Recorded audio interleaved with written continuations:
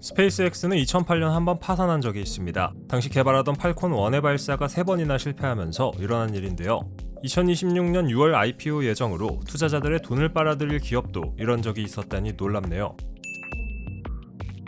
1957년 스푸트니크 1호가 처음 쏘아 올려진 이래로 우주 탐사는 줄곧 국가에서 맡아 해오던 영역이었습니다. 천문학적인 비용 그리고 우주 탐사에 들어가는 기관과 인력을 생각하면 지금까지는 민간 기업이 이를 담당하기 쉽지 않았던 게 현실이었죠. 하지만 여기 민간 기업으로 우주에 과감하게 발을 내디딘 한 기업이 있습니다. 바로 일론 머스크가 만든 스페이스X, 스페이스 익스플로레이션 테크놀로지스 코프인데요. 민간 항공우주 기업으로는 세계 최초로 민간에서 만든 액체 추진 로켓을 지구 궤도에 도달시켰고 우주선을 발사, 궤도 비행, 회수했으며 국제 우주정거장에 최초로 우주선을 도킹하기까지 했죠. 과연 스페이스X에는 어떤 역사와 사실들이 숨어 있을까요?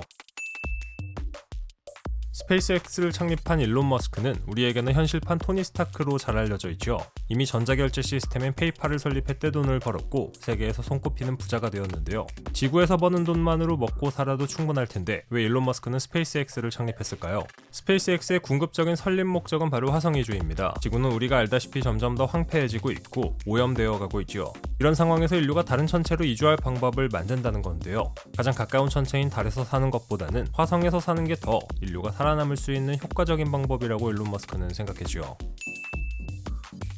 이렇게 화성으로 이주하겠다는 목적을 세운 그가 어쩌면 우주로 가는 비용에 관심을 갖게 된 건 당연한 일이겠죠. 사실 우주로 가는 로켓 한 번만 쏘아 올려도 천문학적인 비용이 나갑니다. 냉전 시기 달 탐사 군비 경쟁 이후 세계의 강대국이라고 할 수 있는 미국도 우주 탐사 예산을 점점 줄여나가는 추세죠. 1989년 화성으로 가는 우주선을 쏘아 올리는 비용이 하나로 500조 원이었다고 하니 어느 정도인지 짐작이 가시나요? 이런 우주 수송 비용을 획기적으로 절감하겠다는 게 바로 스페이스X의 또 다른 목적입니다.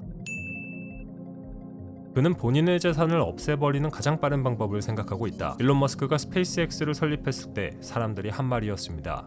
사람들은 그가 실패할 걸로 생각했죠. 페이팔로 성공한 그가 전혀 다른 분야의 연구를 진행한다고 했을 때 사람들은 입을 모아 그를 비판했는데요. 일론 머스크가 아무리 부자라고 해도 이는 사람들에게 황당하게 받아들여질 수밖에 없었죠. 하지만 그와 그의 직원들은 아랑곳하지 않고 첫 번째 로켓인 팔콘 1의 개발에 착수했고 일론 머스크와 직원들은 마치 본인들을 비웃었던 사람들에게 보란듯이 로켓을 쏘아 올렸죠. 그리고 이건 시작에 불과했습니다.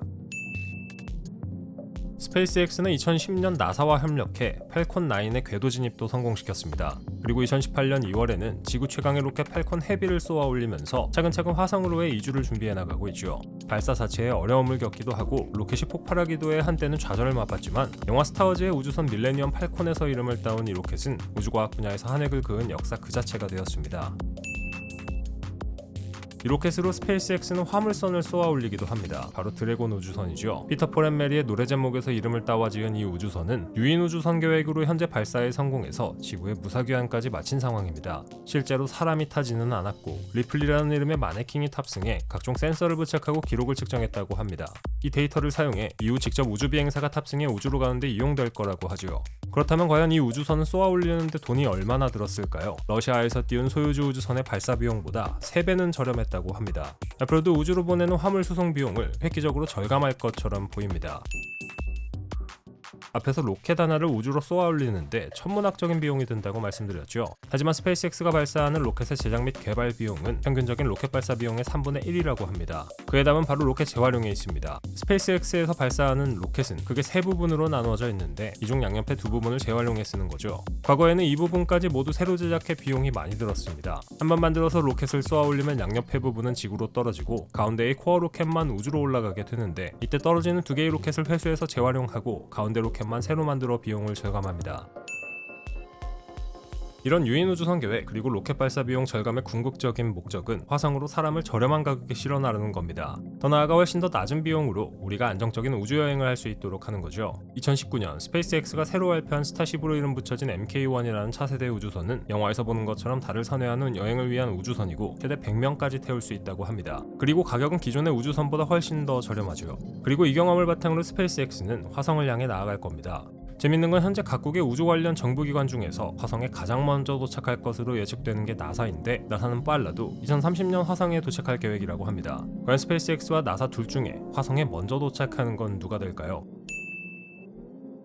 2018년 2월 스페이스X는 화성으로 가는 팰컨 헤비 우주선을 쏘아 올렸습니다. 여기에는 테슬라의 로드스터와 스타맨이라는 이름의 마네킹이 들어있었죠. 스페이스X는 화성 이주뿐만 아니라 3년 내에는 달에 화물을 보낸다는 공언을 하면서 민간 기업으로 우주 탐사 및 이주에 적극적인 모습을 보여주고 있는데요. 과연 스페이스X는 성공할 수 있을까요?